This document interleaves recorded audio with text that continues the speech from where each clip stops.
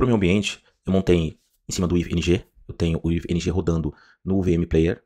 No caso, na minha máquina, o VM Fusion. Então eu tenho um ambiente simples com 6 elementos, 4 equipamentos fazendo função de L3, equipamentos com versão de sistema operacional Cisco. E aqui eu tenho 2 elementos Arista simulando a parte de switch. Então, camada de acesso, camada core, todos na rede 192.168.0/24, que é a minha rede de virtualização.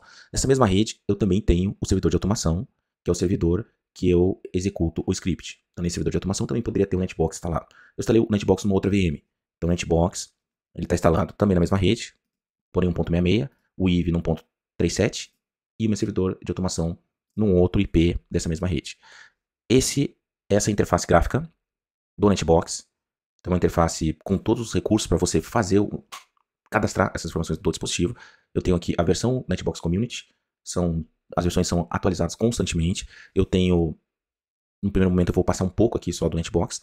Ele é uma ferramenta bem completa, então não necessariamente você precisa usar todas as funções. Eu tenho módulos aqui para parte de hack, parte de topologia, mas o principal é para criar um dispositivo. Esses 4 dispositivos que estão cadastrados são dispositivos aqui dessa metodologia. Então, se eu entrar aqui num roteador, por exemplo, nesse roteador Cisco, eu vou ter o endereçamento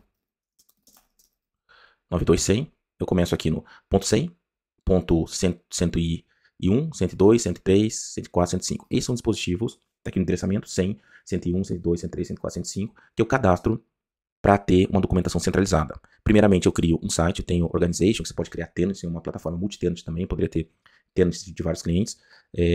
Eu crio primeiro um site. Então, o primeiro passo é dentro de um site, eu crio um site com nome de matriz.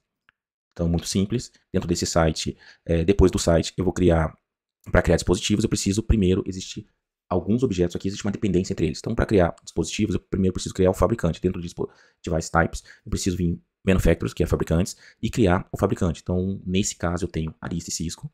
Eu poderia adicionar um outro, dar um add aqui no dispositivo, nome do dispositivo. E esse campo, slug, é um campo que utiliza para algumas ferramentas. É como se fosse uma identificação única. Eu posso também utilizar tags. Então, eu tenho 2, que é o Arista, Cisco, e estou amarrado aí a uma plataforma. Então, primeiro eu crio o fabricante, depois eu crio o tipo de dispositivo. Então, dentro do dispositivo eu criei EOS, que é o sistema operacional do Arista.